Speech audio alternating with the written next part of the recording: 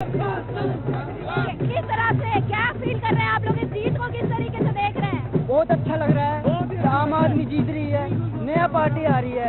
पहले कांग्रेस भी बीजेपी साथ आए तो बहुत ही खुशी महसूस हो रही है हमें। सबसे बड़ी चीज किसकी जीत है, अरविंद केजरीवाल की या आम आदमी पार्टी? अब केजरीवाल जी से कितनी उम्मीद है? दिल्ली की तस्वीर कितनी बदलने वाली है? अब पूरी बदलेगी। महिलाओं की सुरक्षा होगी दिल्ली में, हर चीज गरीब आदमियों की सुरक्षा होगी, गरीब आदमियों को हर चीज मिलेगी, महिलाओं की सुरक्षा होगी। तमाम उम्मीदें थी केजरीवाल से, और जिस तरीके से केजरीवाल ने अपना कलर का झंडा लहराया है दिल्ली में, आम आदमी पार्टी के कार्यकर्ताओं के साथ दिल्ली की जनता को आम आदमी पार्टी के केजरीवाल जी के साथ और उसको नतीजा आज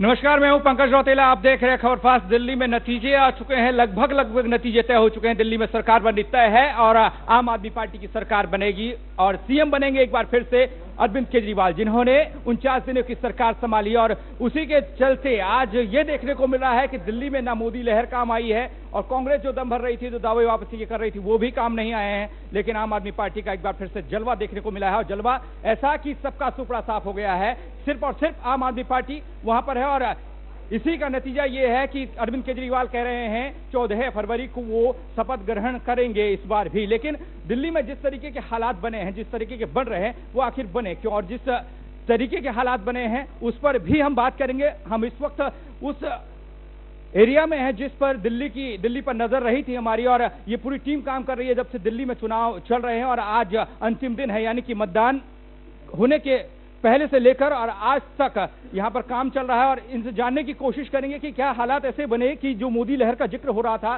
पहले केंद्र पर बीजेपी का राज हुआ, उसके बाद महाराष्ट्र, हरियाणा, झारखंड में हुआ, जम्मू कश्मीर में भी बीजेपी ने अच्छा प्रदर्शन किया, क्यों दिल्ली को भेजने में नाकामयाब रही बीजेपी? सबसे बड़ा सवाल यह है। मेरे साथ यहाँ पर कई लोग हैं, भीम जुड़े हुए हैं, नीरज हैं, सुषमा हैं, तमाम लोग हैं। भीम से जानने की कोशिश करूंगा। भीम, जिस तरीके के हालात बने हैं दिल्ली में, क्या आप मानते हैं, क्या वाकई में अरविंद केजरीवाल एक ऐसे इंसान हैं, आम आदमी पार्टी से जुड़े हुए ऐसे शख्स हैं, उनका फायदा मिला है? और मोदी जी ने जो वादे किए थे, बीजेपी ने जो वादे किए थे लोकसभा चुनाव में, जिस तरीके से बीजेपी को समर्थन किया था जनता ने, और इस बार दिल्ली की जनता ने नकार दिया, ऐसा क्यों?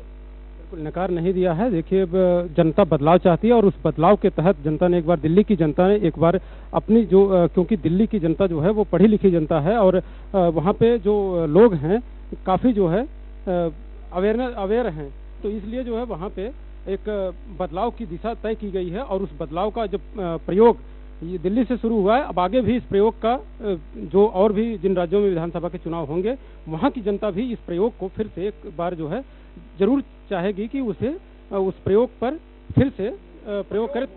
प्रयोग हुआ है। लेकिन भीम, आपसे ये भी जानने की कोशिश करूंगा भीम से कि जिस तरीके से दिल्ली में हालात बने हैं, उसके बाद से कितनी राह आसान है बीजेपी? क्योंकि इसी साल बिहार में चुनाव होना है और उसके बाद आगे हम चलते जाएंगे पश्चिम बंगाल और उसके बाद उत्तर प्रदेश भी हम आएंगे, और क्षेत्रीय पार्टियों का वजूद वैसे इससे पहले खतरे में मालूम पड़ रहा था। और आम आदमी पार्टी पर केवल आम आदमी पार्टी की कार्यकर्ताओं की नजर नहीं थी, बल्कि तमाम वो क्षेत्रीय पार्टियां, सपा, बसपा और यहां तक बिहार की बात करें जेडीयू, आरजेडी, वो तमाम लोग टकटकी लगाए बैठे थे कि अरविंद केजरीवाल बीजेपी के विजय रथ को रोकते हैं या नहीं रोकते हैं। भीम, क्या बिहार और पश्चिम बंगाल में इन चुनावों का फर्क पड़ेगा क्या?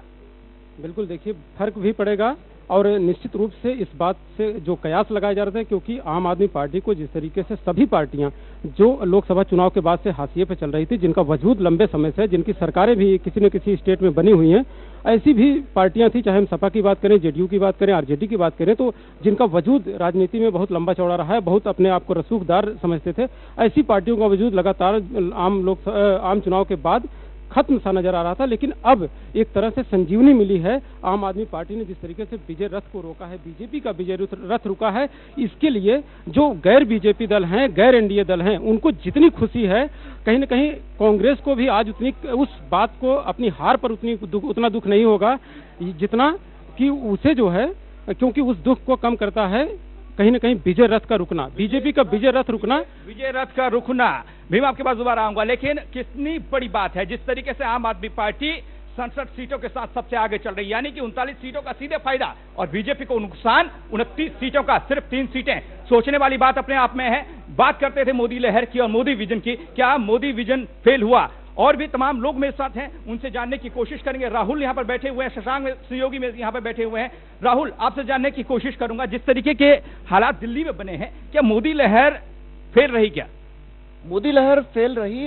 बिल्कुल फेल रही है। जिस तरह से 67 सीटें आम आदमी पार्टी ने जीती है, प्रचंड जनादेश कह सकते हैं, जो भारतीय जनता पार्टी को नहीं मिल पाया। भारतीय जनता पार्टी को सत्ता से महरूम रहना पड़ेगा, तो बिल्कुल मोदी लहर यहाँ पे फेल रही है। और दूसरा, जो बीजेपी ने अपनी गलती की है उनका खामियाजा भुगतना पड़ा है। जिस तरह से पैरासूट उम्मीदवार पे उन लोगों ने भरोसा किया था, उसके बाद जो है किरण बेदी सबसे सेफ सीट गवा बैठी, क्योंकि वहां पे जो बग्गा जीते हैं वो कह रहे हैं कि मैं यहीं पैदा हुआ हूं, यहाँ के लोगों के लिए बहुत काम किया है। तो इस तरह की और गलतियां बहुत की है। कार्यकर्ताओं की अनदेखी की है पार्टी ने, और कोई भी पार्टी, जो पार्टी का वजूद होता है वो कार्यकर्ताओं पे होता है। ये इस पे डिपेंड करता है आपके कार्यकर्ता किस तरह से काम करते हैं। बेशक से आपने प्रचार में जो अरविंद केजरीवाल के अगेंस्ट प्रचार करवाया वो आपके ऊपर भारी पड़ा, क्योंकि उस प्रचार पे आपने बहुत ज्यादा खर्च किया, और जो आपके जितने भी कार्यकर्ता थे वो आपने उनकी अनदेखी की, आपने अपने लोगों की अनदेखी की, अपने पार्टी के नेताओं की अनदेखी की। जैसे ही आपने किरण बेदी को अपने पार्टी में लिया, आपके नेता जितने भी थे वो आपके खिलाफ चले गए। कुछ लोग दबी जुबान में, कुछ लोग खुल के। जो खुल के गए वो उन्हें आपने चुप करा दिया, और जो लोग दबी जुबान में गए उन्होंने आपके अगेंस्ट में एक्शन लिया, और नतीजा आपके सामने है।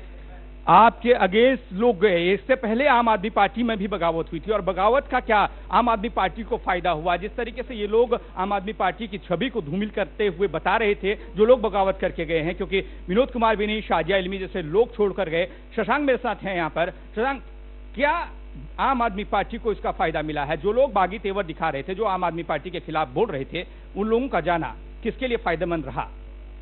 देखिए, ये साफ तौर पर अब तो फायदेमंद जो है आम आदमी पार्टी के लिए रहा, क्योंकि शाजिया इल्मी जो कि आम आदमी पार्टी की नेता थी वो एकदम चली गई अचानक, और बीजेपी उनको जो है बकायदा न स्वीकार किया। तो कहीं ना कहीं एक आम जनता में जो है गलत मैसेज गया कि भाई ये तो सभी जो नेता जो बाहर से आते हैं और उनको तुरंत ले लेती हैं, और किरण बेदी को एकदम उतारना, पैराशूट कैंडिडेट की तरह उतार देना, और वो भी सीएम पद के लिए, ये भी एक जो है दिल्ली जनता ने जो है बिल्कुल स्वीकार नहीं किया। यही वजह है कि आम आदमी पार्टी को इतनी जबरदस्त जीत मिली। और दूसरी बात एक और है कि आम आदमी पार्टी को पहले भी जो है जनता सपोर्ट किया था, 28 सीटें दी थी, और अब जो तब जो है पूर्ण बहुमत नहीं मिल पाया था। इस बार जनता ने फुल बहुमत के साथ मैदान में उतारा है, और पूरी तरीके से अब ये कोशिश की जाएगी कि अब कितनी उम्मीदों में खरा उतरती है आम आदमी पार्टी, अब ये देखने वाली बात होगी। क्योंकि अरविंद केजरीवाल ने वादे भी बहुत किए हैं, और जनता को जो है उम्मीदें भी बहुत जगाई हैं उनकी, और सपने भी बहुत दिखाए हैं। अब उन सपनों को पूरा करने का वक्त आ गया है। अब अरविंद केजरीवाल को दिन रात एक करके जनता की, दिल्ली जनता की जो है अब उम्मीदों को पूरा करना है, और उनसे जो वादे किए हैं, चाहे वो बिजली पानी को लेकर हो, चाहे वो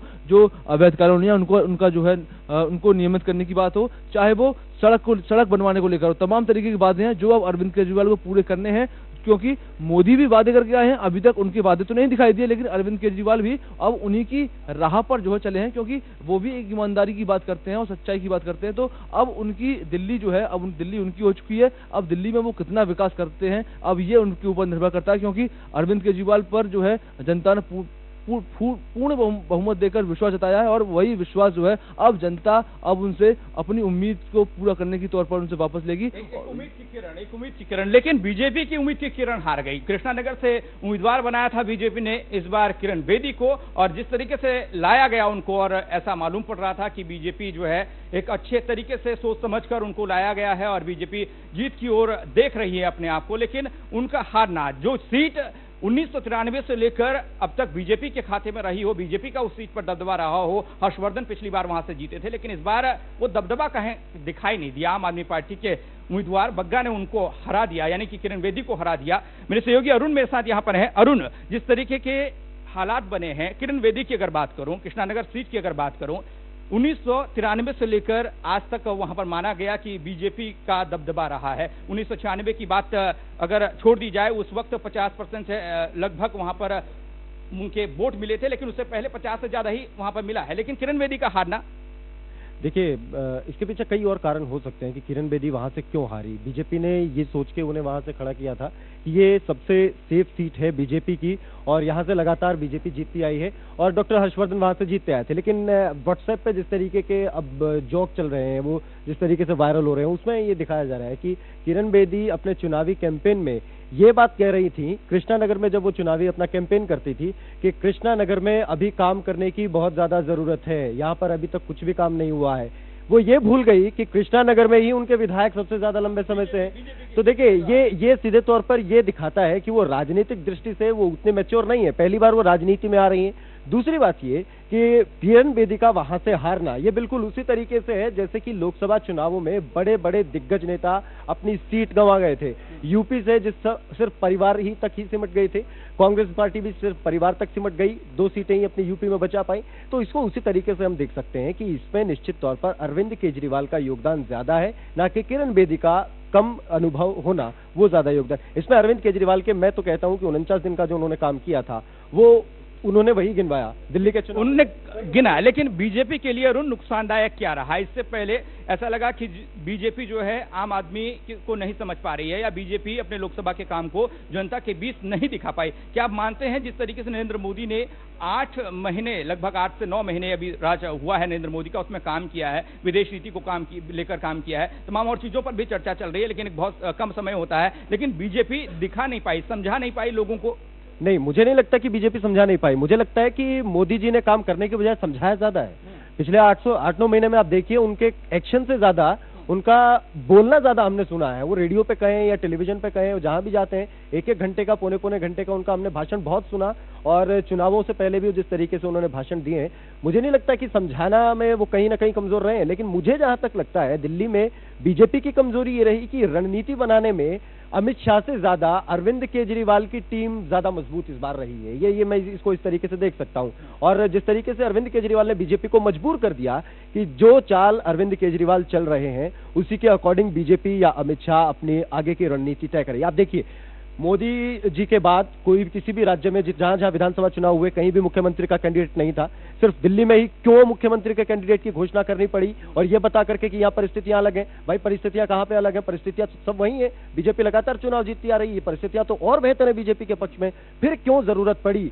अरविंद केजरीवाल ने मजबूर किया बीजेपी को कि अपना चेहरा आप दिखाइए कि कौन यहाँ मुख्यमंत्री बनेगा।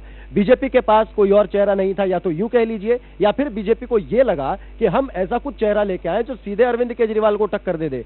जनाब, अरविंद केजरीवाल को टक्कर वो नहीं दे पाई वहां पर। या तो यूं कह लीजिए या फिर यूं कह लीजिए कि 49 दिन में वाकई अरविंद केजरीवाल ने काम किया, जिसके बेस पर उन्होंने वोट मांगे और उसी के आधार पर अरविंद केजरीवाल को 67 सीटें मिल रही हैं। हम अब ये कतई नहीं कह सकते कि 49 दिन में अरविंद केजरीवाल ने सिर्फ झूठे ही आश्वासन दिए या वो अपने छत पर चढ़ गए या उन्होंने सिर्फ सब्सिडी दी है। दिल्ली की जनता को पता है कि उन्होंने 49 दिन में काम किया था या नहीं किया था। उसी के आधार पर आज हम देख रहे हैं कि 67 सीटें जीतना अपने आप में आज तक के स्वाधीन भारत में, स्वतंत्र भारत में पहली बार देखा जा रहा है। इससे पहले सिक्किम में एक बार देखा गया था, आज से 18 साल पहले। उसके बाद कभी ऐसा नहीं देखा गया। पूरे लोकतंत्र के लिए बेहतर है इस तरह से सरकार का आना। हम लोग ने जिस तरीके से देखा कि केंद्र में बीजेपी के आने के बाद ऐसा लगा मानो कि बीजेपी आएगी। महाराष्ट्र में आई, हरियाणा में आई, झारखंड में आई, जम्मू कश्मीर में बेहतर प्रदर्शन किया, लेकिन बीजेपी का यहाँ ना आना फायदेमंद है। देखिए, फायदेमंद किसके लिए हो सकता है? फायदेमंद ये हो सकता है कि दिल्ली की जनता के लिए क्या काम होगा। फायदा इसमें किसके लिए आप देख रहे हैं? पार्टीज के लिए देख रहे हैं या जनता के लिए देख रहे हैं? मैं तो ये कहूंगा कि ये बहुत अच्छा है हमारे लोकतंत्र के लिए कि एक बैलेंस होना बेहद जरूरी है। हम ये बात करते रहे थे, हम अपने विश्लेषणों में ये बात हमेशा करते रहे थे कि अगर केंद्र में एक सरकार है, एक पार्टी की सरकार है, राज्य में भी अगर उसी पार्टी की सरकार होगी तो राज्य को 2 गुना फायदा होगा। हम ऐसा क्यों मान लेते हैं लोकतंत्र में कि जिस पार्टी की सरकार अगर राज्य में नहीं है, केंद्र में दूसरी पार्टी की सरकार है, तो उस राज्य में विकास नहीं होगा। भैया, किसने कह दी ये बात? गुजरात में क्या विकास नहीं हुआ? गुजरात के विकास के दम पर मोदी जी ने पूरे भारत को जीता, जबकि 10 साल कांग्रेस पार्टी या यूपीए की पार्टी अपने 10 साल के कार्यकाल के, केंद्र के कार्यकाल के आधार पर वो कितनी 42-43 सीटें जीत पाई। गुजरात मॉडल भी फेल हो गया इस चुनाव में। नरेंद्र मोदी ने जिक्र नहीं किया, गुजरात मॉडल का जिक्र नहीं किया। मेरे सहयोगी यहाँ पर अब्दुल भी बैठे हुए हैं। अब्दुल, आपसे जानने की कोशिश करूंगा कि इस बार कांग्रेस को एक सीट भी नहीं मिली। क्या कांग्रेस को सीट न मिला, जो कांग्रेस का वोट बैंक था, वो आम आदमी पार्टी की तरफ खिसका क्या? बिल्कुल, आपने ये सही मुद्दा उठाया, क्योंकि अभी तक जो भी हम बात कर रहे हैं सिर्फ बीजेपी को कम वोट मिले हैं, बीजेपी को कम सीटें मिली हैं, कांग्रेस की तरफ किसी का ध्यान नहीं गया। तो ये माना जा सकता है कि कांग्रेस की जो स्थिति इस बार देखने को मिली है बिल्कुल शून्य पर सिमट कर रह गई है, तो इससे बुरी स्थिति हो नहीं सकती। और निश्चित रूप से जो कांग्रेस खेमे के वोट थे वो अरविंद केजरीवाल खेमे में गए हैं और इसी का फायदा उसे मिला है। और ये कहीं ना कहीं अब जो कांग्रेस की स्थिति है वहां पर अब कांग्रेस में भी मंथन लगातार जारी होगा कि अब क्या कुछ किया जाए। ना राहुल गांधी, क्योंकि हमने भी देखा है कि राहुल गांधी के नेतृत्व में भी कुछ नहीं हुआ और कांग्रेस खेमे में भी एक खेमा ये कहता है कि प्रियंका गांधी लाओ, प्रियंका गांधी के नेतृत्व में लड़ाई लड़ी जाए या फिर जो भी किया जाए। तो वहां पर भी अब मंथन करने की जरूरत है कांग्रेस को। आशीष सूद ने क्या कुछ कहा, बीजेपी के नेता हैं, वो भी आपको सुनाते हैं। भाजपा नेता आशीष सूद जी अभी हमारे साथ हैं। कहाँ कुछ कमी रह गई? अगर हमारे को मालूम होता कहाँ कमी रह रही है तो शायद हम होने ही नहीं देते। प्रयासों में कमी थी कि नहीं? किसको अपेक्षा थी? आपको, एग्जिट पोल्स को, सभी तो हमें 25 से 35 दे रहे थे। किसको अपेक्षा थी? ये तो हम सबको जांचने की जरूरत है। भारतीय जनता पार्टी को ज्यादा है क्योंकि स्टेक्स हमारे थे। बार बार सुनने को ये मिल रहा था कि कार्यकर्ताओं में बहुत ज्यादा नाराजगी है, तो कहीं ये उसका नतीजा तो नहीं है? जी नहीं, मुझे तो ऐसा नहीं लगता। भारतीय जनता पार्टी की पूरी प्रदेश इकाई संगठित होकर व्यवस्थित चुनाव लड़ा रही थी। 100 बहाने 100 चीजें निकलती हैं। कैसे आप लोगों ने 35 सवाल रखे थे आम आदमी पार्टी के सामने, कहीं ये जनता ने तो नहीं जवाब दिया उसका? सब जांच के इसके संदर्भ में उपयुक्त समय पर पार्टी मीडिया को और जनता से मुखातिब होगी इस संदर्भ में। कि हार इस बार देखी है भाजपा कहीं ना कहीं उससे नतीजा आगे निकालेगी कि क्या कुछ करना है कि आगे इस तरह का जो सिनेरियो है, इस तरह की जो तस्वीर है आगे से ना आए। कैमरामैन रघु के साथ श्रावणी भूपति, खबर फास्ट चले। चलिए, प्रतिक्रियाएं आना शुरू हो गया है कि जिस तरीके से आम आदमी पार्टी की सरकार बन गई है, बीजेपी की हार हुई है। शाहनवाज हुसैन क्या कुछ कह रहे हैं वो भी सुनते हैं। भाजपा राष्ट्रीय प्रवक्ता शाहनवाज जी अभी हमारे साथ है। शाहनवाज जी, इस तरह के परिणाम क्या आपने उम्मीद की थी? देखिए, उम्मीद से बहुत कम है। ऐसी उम्मीद कभी नहीं थी। हार जीत होती रहती है, उम्मीद से कम है। इससे सीखेंगे, तैयारी करेंगे और आगे फिर लड़ने की जोश के साथ आगे बढ़ेंगे। जिस तरीके से लोकसभा चुनाव में विपक्ष की सीट आप लोगों ने कांग्रेस की तरफ से खत्म कर दी थी, उसी तरीके का नजारा एक बार आपके लिए देखने को मिल रहा है। हाँ, यहाँ बीजेपी इतनी कम सीट कभी नहीं जीती जब से देश आजाद हुआ है। क्या कारण मानते हैं? क्या स्ट्रैटेजी में कोई कमी रही? नहीं, लोगों ने पूर्ण बहुमत हमें भी दिया था, पूर्ण बहुमत अरविंद केजरीवाल जी को भी दिया। 7 की 7 सीट हमें दी थी, 60 की 60 सीट उनको दी है। तो अब इस तरह इस रूप को आप किस तरह से आंक रहे हैं? क्या करेंगे भविष्य में, क्या कुछ होगा? भविष्य में और तैयारी करेंगे, लड़ेंगे, बिहार जीतेंगे।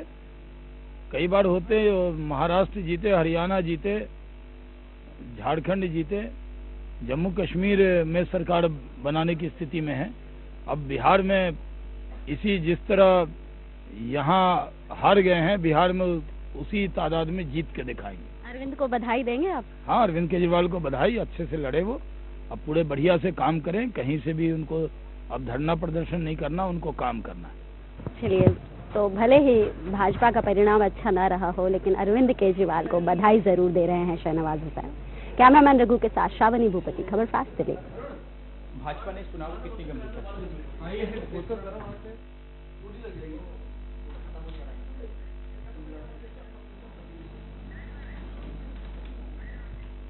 चलिए, जिस तरीके से प्रतिक्रियाएं भी आ रही हैं और उस बीच हम भी आकलन कर रहे हैं कि आखिर बीजेपी की लहर क्यों गुम हो गई, कैसे आम आदमी पार्टी ने दिल्ली पर एक बार फिर से कब्जा कर लिया। तमाम सहयोगी यहाँ पर मेरे बैठे हुए हैं, जो लोग काम कर रहे हैं दिल्ली चुनाव को लेकर, जिन्होंने बड़ी गंभीरता से काम किया, समझा उन चीजों को और आज नतीजे आए हैं, तो वही आकलन कर रहे हैं कि दिल्ली में जो हमने सोचा नहीं था, जो किसी ने सोचा नहीं था, इस तरह के नतीजे कैसे आ गए। शशांक जुड़े हुए हैं, राहुल भी है मेरे साथ, भीम भी मेरे साथ जुड़े हुए हैं। शशांक, आपके पास आ रहा हूं। जिस तरह की राजनीति देखने को मिली, कांग्रेस का सुपड़ा साफ हो गया। कांग्रेस का सुपड़ा साफ होना एक हिसाब से देश की बड़ी पार्टियों में एक कांग्रेस, और आज कांग्रेस की एक भी सीट दिल्ली में नहीं आती है, चिंता का विषय है। बहुत ज्यादा चिंता का विषय है। और चिंता का विषय जो है, कांग्रेस को होना चाहिए, क्योंकि कांग्रेस की जो हालत है वो अभी इस समय ऐसी हो रखी है कि वो अब जो है कहीं भी जो है मुंह दिखाने लायक नहीं बची, क्योंकि जीरो सीट आना जो है अपने आप में एक बहुत बड़ा सवाल खड़ा करता है कांग्रेस के नेताओं पर। और कांग्रेस ने जिस तरीके से उसके नेता जो है चुनाव लड़ने से पीछे भाग रहे थे, ये भी एक बहुत बड़ा सवाल है। और इसी सवाल को जो है अब इसका हल जो है ढूंढना है कांग्रेस को, क्योंकि कांग्रेस ने उसके जो कई नेता थे वो बीजेपी में चले गए और कई नेताओं ने जो है अपनी जो है जैसे बीजेपी की जो है मोदी की तारीफ करते हुए नजर आए। तो अब कांग्रेस में जो है कहीं ना कहीं खलबली है। और आज भी जो है ऐसी खबर आई थी कि जो है कांग्रेस मुख्यालय के बाहर जो है अभी भी ऐसे नारे लगते हुए दिखाई दिए कि प्रियंका गांधी को लेकर आओ और सत्ता की कमान उनके हाथों में दो। तो अब भी जो है ऐसे नारे जो है कांग्रेस के अंदर मुखर हैं। तो कांग्रेस को जो है सोचना चाहिए कि आखिर जो है अब उसका नेतृत्व कौन करेगा, और नेतृत्व करने के राहुल गांधी करेंगे तो राहुल गांधी जो है अब उनको नई रणनीति बनानी होगी और नई रणनीति के साथ ही जो है अब अपने कार्य को जो आगे बढ़ाना होगा, तभी जो कांग्रेस की जीत जो हो सकती है। वरना अभी तक के चुनावों में हमने जो हालत देखी कांग्रेस की, वो ऐसी हालत थी कि उसमें जो है कांग्रेस का हाथ जो है किसी ने भी नहीं थामा, हर किसी ने उसके हाथ को छोड़ ही दिया है। हर किसी ने कांग्रेस के हाथ को छोड़ दिया है। लेकिन भारतीय राजनीति में अक्सर देखा जाता है कि जाति और धर्म की राजनीति बहुत ज्यादा होती है। अक्सर हमने देखा है बिहार में, यूपी में, तमाम जगहों पर, हरियाणा में भी देखने को मिला और महाराष्ट्र में भी देखने को मिला। लेकिन दिल्ली में ऐसा कुछ देखने को नहीं मिला, क्योंकि ओवैसी साहब ने समर्थन करने की बात कही आम आदमी पार्टी को, लेकिन आम आदमी पार्टी ने नकार दिया। क्या इसी के चलते कि एक सेकुलर पार्टी न होने का संदेश दिया गया, या किस तरीके से रहा? राहुल मेरे साथ हैं। राहुल, न जाति के नाम पर न धर्म के नाम पर अब वोट पड़ेगा तो सिर्फ और सिर्फ विकास के नाम पर। दिल्ली की जनता ने एक उदाहरण दिया है। बिल्कुल, देखिए पंकज, क्योंकि जो हर राज्य में चुनाव होते हैं उनके पीछे कहीं जाति पाति के नाम पे होता है, कहीं और भी मुद्दे होते हैं, लेकिन इस बार जो है एक परफेक्ट विकास के मुद्दे पर जो है यहाँ पे पूरी राजनीति हुई, क्योंकि आम आदमी पार्टी पहले समझ गई थी कि बीजेपी के पास डेवलपमेंट का रोना है, वो डेवलपमेंट का बखान करेगी, हमने ये किया वो किया। लेकिन बीजेपी इस बीच ये भूल गई कि अगर आपने एक्साइज ड्यूटी घटाई या कुछ भी घटाया, अगर BMW 2 करोड़ से घट के 1 करोड़ 70 लाख का हो जाता है तो उससे आम जनता को कुछ लेना देना नहीं है। आम जनता को इससे लेना देना है कि गोभी 8 रुपए की 30 रुपए हो गई है, आलू 10 रुपए की 20 रुपए हो गई है, दूध का दाम बढ़ता जा रहा है, बिजली का दाम बढ़ रहा है, पानी का दाम बढ़ रहा है। तो आम जन सरोकार के जो मुद्दे थे उसको लेकर के अरविंद केजरीवाल ने चुनाव लड़ा और जीता। तो दूसरी बात इसके साथ एक और बता दूं, जब तूफान आता है तो जमीन से घास नहीं उखड़ते हैं, हाँ बड़े टहनियां जो होती है वो जरूर टूट जाती है। तो कांग्रेस और बीजेपी यहाँ पे इसलिए धाराशायी हो गई है। जमीन से उठती हुई पार्टी थी, जमीन से जुड़ी हुई पार्टी थी और आम लोगों की पार्टी थी, जैसा कि नाम ही है आम आदमी पार्टी, और आम लोगों की बातें की उन्होंने। इसको देखते हुए लगातार जो ये आज प्रचंड जनादेश आप देख रहे हैं उनके फेवर में है। उनके पास इतना क्लियर मैंडेट आप कह सकते हैं कि महज 3 सीटें भारतीय जनता पार्टी के पास बची हैं। विपक्ष का दर्जा तक नहीं मिलेगा भारतीय जनता पार्टी को, जिसे पिछली चुनाव में 32 सीटें मिली थी। तो यहाँ पे थोड़ा सा पंकज आप देख सकते हैं कि पूरी तरीके से आम आदमी पार्टी जो है हावी रही है इस पूरे चुनाव में। हालांकि बीजेपी की अपनी भी बहुत सारी गलतियां रही है, ऐसा नहीं है कि सिर्फ आम आदमी पार्टी अपने वजह से जीती है। आम आदमी पार्टी को जिताने के लिए बीजेपी के अंतरकलह जो फूट कर सामने आने लग गया था, वो भी तब जब चुनाव के लिए महज 10 दिन बचे थे, वो वजह भी रही है। दूसरी, कांग्रेस का जो पूरी तरीके से धाराशायी हो जाना, सुपड़ा साफ हो जाना। आप वोट प्रतिशत में देखेंगे महज 8% वोट आए हैं इस बार। तो वो जो वोट कट के आम आदमी पार्टी के पास गए, इसका फायदा भी बहुत बड़ा मिला। और फायदा उन्हें मिले ना मिले, इसका नुकसान भारतीय जनता पार्टी को इतना हुआ है कि वो 32 से घट के 3 पे आ गए हैं पंकज। 32 से घटकर 3 पर आ गए हैं। और सवाल जो है, शशांक कुछ कहना चाह रहे हैं। सवालों का बाजार अब जरूर गर्म होगा, क्योंकि जिस तरीके से बीजेपी ने दावे किए थे, वादे किए थे, और बीजेपी ये मान के चल रही थी कि अब उसको हराना नामुमकिन है, लेकिन दिल्ली की जनता ने कर दिखाया है। शशांक, व्हाट्सएप पे मैसेज जो है वायरल हो रहा है, Tata Nano has more seats than BJP.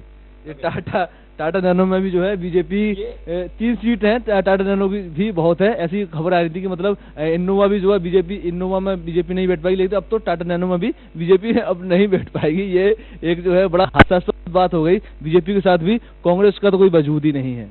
वही सोशल मीडिया है जिसने अरविंद केजरीवाल को चमकाया था, जिसने नरेंद्र मोदी को चमकाया था। लोकसभा चुनावों में जो चीज देखने को मिली थी उसमें सोशल मीडिया का भी अहम योगदान था। जिस तरह शशांक बता रहे थे, वायरल हो रहे हैं, वीडियोज आ रहे हैं, कमेंट्स आ रहे हैं, ट्वीट्स आ रहे हैं। मेरे साथ निशांत है, मेरे सहयोगी यहाँ पर। निशांत से जानने की कोशिश करेंगे कि दिल्ली में जिस तरह के हालात बने हैं उस पर पूरा वो किस तरीके से देखते हैं। क्यों बीजेपी क्या घमंड में थी? क्या बीजेपी को अब लग रहा था कि उसका विजय रथ जो है उसको कोई रोक नहीं सकता? आम आदमी पार्टी ने ऐसा कर दिखाया। निशांत, पंकज देखिए, मैं बताना चाहूँगा कि जिस तरीके से भारतीय राजनीति अभी मोड़ ले रही है, ये बहुत ही अहम हो जाता है जानना कि किस रुख जा रही है भारतीय राजनीति। क्योंकि जिस तरीके से आम आदमी पार्टी इस चुनाव में जिस तरीके से इसने काम किया है और जिस तरीके से जितनी सीटें मिली हैं, ये बिल्कुल ही अप्रत्याशित हैं। किसी ने सोचा नहीं, इवन आम आदमी पार्टी ने नहीं सोचा। क्योंकि इससे एक बात साफ जाहिर है कि अब जो जनता है वो जान के वो ये समझ रही है कि किसे वोट करना है और किसे वोट नहीं करना है। ये चुनाव, दिल्ली का ये विधानसभा चुनाव एक नया समीकरण लिखने जा रहा है भारतीय राजनीति में। अब जो है यहाँ के लोग जाति, धर्म, इन सभी मुद्दों को बिल्कुल ही नहीं देखेंगे, और अगर कुछ देखेंगे तो वो है विकास का मुद्दा। जिस तरीके से अरविंद केजरीवाल की बात मुझे याद है, उन्होंने ओपन डिबेट के लिए बुलाया था किरण बेदी को, लेकिन किरण बेदी ने मना कर दिया और कहा कि विधानसभा में करेंगे। तो शायद विधानसभा तो अब उनके लिए एक सपना ही रह गया। लेकिन कहीं ना कहीं यह मुझे ऐसी विकास की राजनीति दिख रही है, क्योंकि अगर अब आपके पास विकास का मुद्दा है दिल्ली जैसे शहर में, क्योंकि दिल्ली की राजनीति और शहरों से बिल्कुल अलग है। विकास का मुद्दा, यहाँ पे आपने अगर कुछ काम किया है तभी आपको सीटें मिल सकती हैं, वरना यहाँ पे सीट पाना मुश्किल दिख रहा है। और जिस तरीके से लोगों ने बम्पर वोटिंग की, इससे भी जाहिर हो रहा है कि अब जो है किसी भी तरीके से ना सांप्रदायिकता का आप उन्माद फैला सकते हैं। लेकिन बीजेपी को नुकसान क्यों हुआ? बीजेपी को तो लहर कह रहे थे, सभी लोग डिबेट्स में ये बात आती थी, आमतौर पर बीजेपी नेताओं से जब बात होती थी वो कहते थे कि बीजेपी की ऐसी लहर है, नरेंद्र मोदी साहब ऐसा काम कर रहे हैं। मेरे को नारा याद है, सबका साथ सबका विकास अक्सर हुआ करता था नारा इनका। लेकिन ऐसा क्या हो गया कि सारे के सारे नारे जो है धरे के धरे रह गए? एक कारण नहीं है, बहुत सारे ऐसे कारण हैं जो बीजेपी के हार की वजह बनी है, जिनमें से सबसे पहला तो मैं मानता हूं किरण बेदी का आना। हालांकि किरण बेदी को उन्होंने ये सोच के लाया कि शायद वो उनके लिए तुरुप का इक्का साबित होंगी, लेकिन ऐसा नहीं हुआ, बल्कि ये उनके ऊपर भारी पड़ गया। उनके पार्टी में जो अंदरूनी कलह हुई, ये उन पर भारी पड़ गया।